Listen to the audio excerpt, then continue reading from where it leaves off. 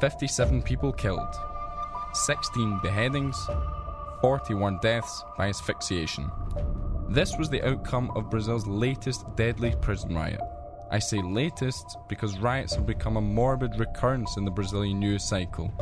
In 2019 alone, this is the second such massacre we have seen from within the walls of the country's penitentiaries.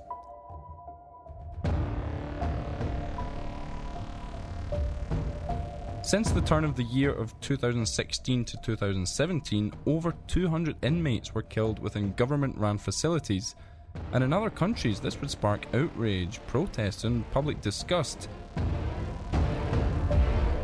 But not in Brazil, a country where more and more people believe that good criminals are dead criminals.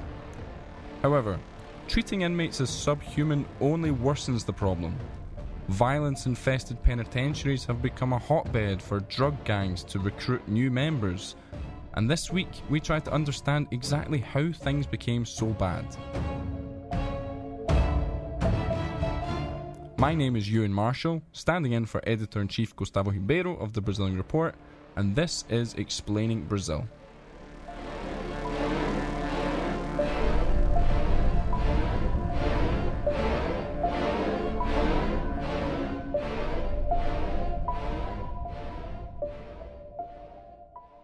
Brazil currently has the carceral infrastructure to house 415,000 inmates, but Brazil's prison population is of at least 812,000 people. In most facilities, prisoners are subjected to the most abject of conditions, and to find out more about exactly what it is like behind the walls of a Brazilian penitentiary, we spoke to Robert Mugga, a political scientist and co-founder of the Igarapé Institute. There are over 2,000 state prisons in this country of 200 plus million people, as well as several hundred federal prisons. And these prisons are absolutely overcrowded, described by a previous justice minister as barbaric. He, in fact, claimed that he'd rather die than spend a night in prison, but are well above capacity, often suffer from extremely unhygienic conditions. In fact, a rash of investigations that were undertaken over the last couple of years suggest that torture and sexual violence are rampant in Brazilian jails. Today, Brazilian inmates are more than 30 times more likely to contract tuberculosis, 10 times more likely to be infected by HIV/AIDS, 4 times more likely to be killed as a result of homicide inside the jail than outside. So these really are some challenging conditions, and it's not a new phenomenon. This is a problem from hell that unfortunately has plagued Brazil for decades. And yes, so how did we get to this point? You know, this scenario that you've been outlining here is really, it's horrific in so many ways, but how did we get this far? Well, I mean, the first thing to say is that this is not a problem that's been created by this current administration, even if it's facing a number of challenges and seems to be struggling to respond to it. This goes back decades and decades. And violence in prison, and particularly riots in prisons and massacres in prisons involving egregious violence, also have been around for decades as well. What has changed in the last 20 years is just the sheer volume of people being put into Brazilian jails. Today, there are more than 812,000 people, give or take, in Brazilian jails. In fact, people don't actually know exactly how many there are because there are disputes between the penal authorities and the Council for the National Justice Council. But let's say there are roughly 812,000 people in Brazilian jails. In space for about the equivalent of about 419,000 people. But there's been a 160% increase in the prison population since 2000. So we've seen a radical increase as a result of a politics and a set of policies of mass incarceration. And so what's happened is that too many people are being put into jail. 36% of these people are on pretrial detention. That is to say, they have not been officially convicted. There's a deficit of public defenders and an abundance, let's say, of hardline judges and prosecutors. Often the wealthy who end up in federal jails or in higher, let's say, quality jails are in separate cells and often in conditions that might be comparable to, say, North America, Western Europe. Those who are poor tend to be unable to access a public defender and find themselves often crammed 4, 5, 6, 7 to a jail cell. And so the inequality in Brazilian jails and the inequality of treatment in a way mirrors or echoes the wider structural inequalities in Brazilian society. The other big challenge has been the so-called war on drugs. So in addition to this overcrowding and a policy of mass incarceration, a related challenge has been this war on drugs and a politics that has supported or endorsed or sanctioned mass incarceration for drug offenders, including first-time nonviolent offenders, often with very small quantities of drugs, who are accused of, in some cases, being traffickers, even if they're reservedly consumers. And so this has really been ratcheted up in the last decades, often at the urgings of the United States in concert with other countries in Latin America. And as a result, you've seen prisons being filled with often young, poor black males who are being accused of trafficking when in some cases they have been, or in other, most likely they are consumers, as well as large quantities of women. So it's these twin challenges, I think, of mass incarceration, widely supported by the Brazilian public, together with this war on drugs, which I think has led to the situation we're in. Yeah, so that's fascinating because you're mentioning the mass incarceration, which are roughly all connected to these drug offences, and these prison riots that we've had in recent years, these are fueled by gang conflicts, which are, these are groups which originated and, they operate inside the prison system. And the increase of incarceration of people for drug offences, ironically, kind of stimulates these drug gangs themselves. But if you could just kind of explain to us how that movement of organised criminal gangs working within prisons, how did we get to that point? How did that happen? Well, many of Brazil's state prisons are effectively overseen by these drug trafficking organizations, and principally the two in Brazil, as many of your listeners will know, are the CV and the PCC, and many of the other smaller gangs are aligned with one or the other group. And these gangs act as judges, jurors, and executioners, and the facilities themselves, where many of these gang members and affiliates are incarcerated, are divvied up between the gangs. And the government, for the most part, the state-level government in particular, has effectively ceded control of many of these prisons and various blocks within the prisons to these drug trafficking factions, or often colluding with them to bring in product or pass on messages. And so as a result, many people in Brazil talk of these prisons as being crime colleges or schools for organized crime, because what's happening is these trafficking factions are effectively recruiting their rank and file from the prisons and organizing their trafficking and racketeering businesses from within their gates. So if you go back a couple of decades, back to 1992, the largest prison riot and massacre was in a prison called Carandiru, which is in Sao Paulo, and over 111 people were killed in this particular massacre. This, in fact, was a result of protests and riots and organized resistance to what were described as, and what were really known as, inhumane conditions within the prison. And it led to the formation of the most formidable organized crime racket in the country, the PCC. And subsequently, we've seen a rash of outbreaks of violence in 24 of 26 Brazilian states, from Rondônia to Maranhão to Pernambuco to Rio to Roraima to Amazonas, and of course in Pará, among many others.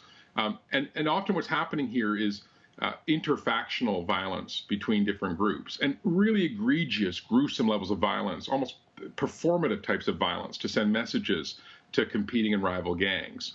So, we have a situation where mass incarceration and the overflowing nature of the prisons has resulted in a way, strengthening organized crime groups within the prisons, because they're effectively able to garner recruits from those new inmates.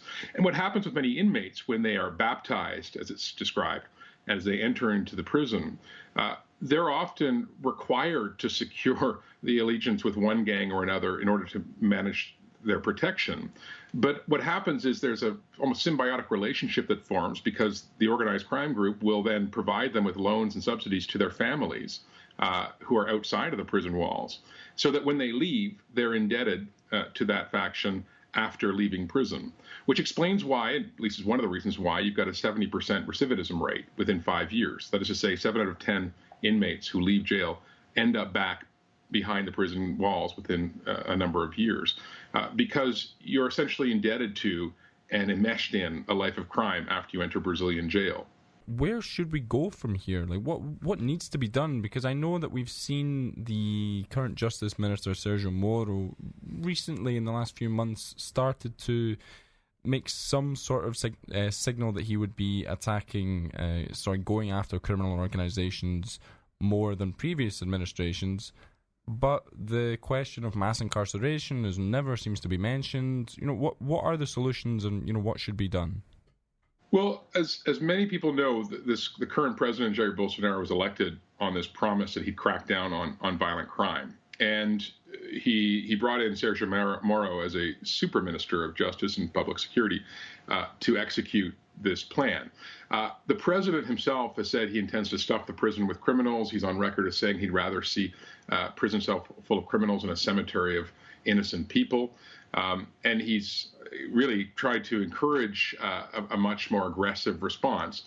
His justice minister, Sergio Moro, has introduced a security package, which effectively is an anti-corruption bill. It's a set of legislative reforms, 14 legislative reforms, that would, among other things, stiffen sentences for inmates, that would seek to separate gang leaders from the rank and file, that would authorize the building of new prisons. But this package, which was introduced in February, has yet to really make its way through Congress to be voted on. So the strategy that's being advanced, at least rhetorically, from the executive is more police, more prisons, more repression, more punishment, which is not inconsistent, by the way, with previous strategies under previous administrations. It is important, though, to say that the penal authorities, the Department for Penal Affairs, has announced a set of proposals to try to redress the problem. I mean, it said that it will build between 10 and 20,000 new spaces for inmates. It said it's going to set up a task force to expand access to public defenders. It said it's going to introduce another prison intervention task force to improve security and custody conditions, and especially in these really affected states like Amazonas and Roraima. And the National Commission on Justice also recently launched a new program called Justicia Presente, or Present Justice, or Justice Presence, to improve overall record keeping and reduce recidivism. But, these programs are long on ambition, very short on detail. It's not entirely clear where the resources are to execute them. So, unfortunately, I think we're in a situation now where repression and punishment, I think, will be the policy. I mean, most Brazilians are pretty numb to the prison massacres that they're seeing. Recall that, Brazil is the most homicidal country in the world, and over 80% of Brazilians think they could be a victim of homicide in the next 12 months. But I think if we were to change this around, there are a couple of things that have to happen. The first has to be an emphasis not just on addressing the stock of inmates, but also addressing the flow. That is to say, it's not just about building more prisons and building more cell space, but really investing in ways of trying to reduce the numbers actually going into jail in the first place, which means thinking about alternative sentencing, for example. It means about prevention programs to keep adolescents and young people from being caught up in a life of crime. It's about absolutely addressing this bloated caseload of pretrial detainees, which is outrageous. I mean, that you've got up to upwards 36% of the total caseload being people who've yet to be convicted. It's about encouraging, incentivizing, and requiring federal, state judges and prosecutors and defenders to set up task forces to absolutely resolve outstanding cases and improving the juvenile justice system. And then at the other end, it's about investing in in-prison and out-of-prison rehabilitation and recidivism reduction programs. I mean, this is absolutely critical that we ramp up programs that are supporting at-risk adolescents to reduce their likelihood of becoming a member of a gang or resuming life in a gang. But I would say the final point here is that these are, critical short-term interventions. In the long term, if the government's really going to get in control of its public security agenda and the prison system in particular, we have to think about decriminalization and rethinking drug laws right now, as well as proportional sentencing and much more robust investments in areas of concentrated disadvantage. I mean, this is a long-term challenge, but unfortunately, the appetite, I think, for these kinds of structural reforms just aren't there right now.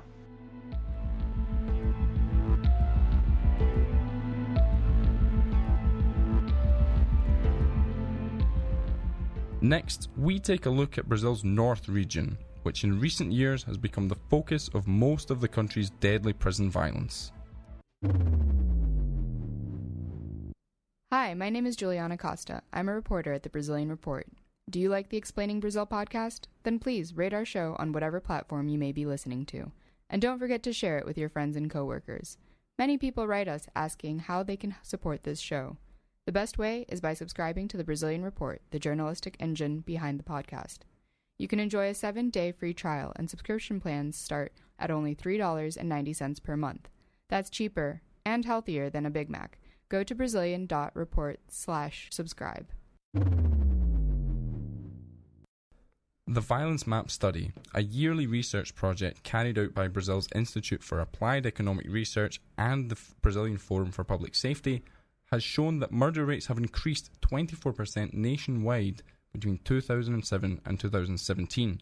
But in Brazil's north and northeast regions, these increases have hit a staggering 68%. So, Gustavo Ribeiro is the editor-in-chief of the Brazilian Report, and he's the usual host of Explaining Brazil, and he's here with me today to look at what is going on in the north of Brazil.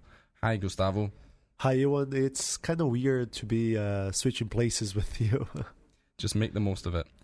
Now, Gustavo, this week's violence in Altamira has gone alongside riots in Manaus earlier this year and other conflicts in the same region in 2017 and 2018. What exactly is going on in the north of Brazil? I think the first thing we have to pay attention to is geography. In the 2000s, Brazil's borders became one of the most important territories in the world of organized crime, because the decrease in production of cocaine from Colombia meant that operations were ramped up in Bolivia and Peru, and then in order to get the drug to Europe, they would have to be shipped through Brazil. So where exactly do the drugs go through Brazil? What are the main drug routes? So there are two routes. The first one is the best known one, and it is called the Hillbilly route. So the product is taken down to Brazil through Paraguay, and it crosses the border in the region between the city of Pedro Juan Caballero in the Paraguayan side and Ponta Porã in the Brazilian side, in the state of Mato Grosso do Sul. I've been there a couple of times, and it's impressive how little control over the border there is. So you have just one street. One side of the street, you're in Paraguay. If you just cross the street, you have crossed into Brazil. From there, the product is taken through the countryside to São Paulo and the port of Santos, which is the busiest port in Brazil. And so what about the other drug route? This is the most important one to understand the wave of prison violence in the north. It is called the Solimões route and involves cocaine entering Brazil from Peru via the Solimões River, which is the upper portion of the Amazon River, before going east through Manaus and then to key ports in the northeast of Brazil. So that must be a pretty highly contested region then. Yes, but that wasn't always the case. So previously, the country's two main drug gangs, the São Paulo-based PCC and the Rio de Janeiro-based CV, or the Red Command, which you and Robert mentioned earlier in the show, they operated under a sort of non-aggression pact, which involved their allies in the north. But that changed in 2016 when a drug lord who controlled the area in Pedro Juan Caballero was killed, and that created a power vacuum. As we know, power positions don't stay vacant for long, and that led PCC and the CV to start attacking each other for border control in what became a sort of tit-for-tat kind of war. Yeah, and these regions have become wild places in the recent years, with crime becoming rampant. But interestingly, in 2018, Brazil registered its biggest drop in murders in over a decade, which was a drop of over 13%. Which is a trend that has continued this year. So how can we explain that?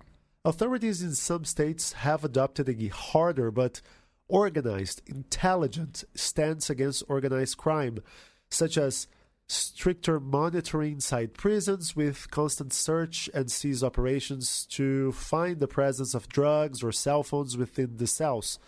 And many prisons also implemented what we call the differentiated disciplinary system, which is segregating dangerous inmates in individual cells with close monitoring. Because in Brazil, sometimes you have a guy who was arrested for a petty crime sitting next to a mass murderer. And of course, if we start again with the idea that we should continue treating prisoners with violence and making them second-class citizens, we could easily go back to the old problems. This podcast was written and prepared by me, Ewan Marshall. Maria Marta Bruno produced this show. And if you like this podcast, rate us on any platform you may be listening to Explaining Brazil. It just takes a second, but it is really important to us. And make sure to visit our website, which is Brazilian.report, and enjoy all of our content for 7 days. And it's really free. You don't have to submit any credit card information whatsoever. So go to Brazilian.report/subscribe. And you can also support independent journalism by donating any amount to the Brazilian Report.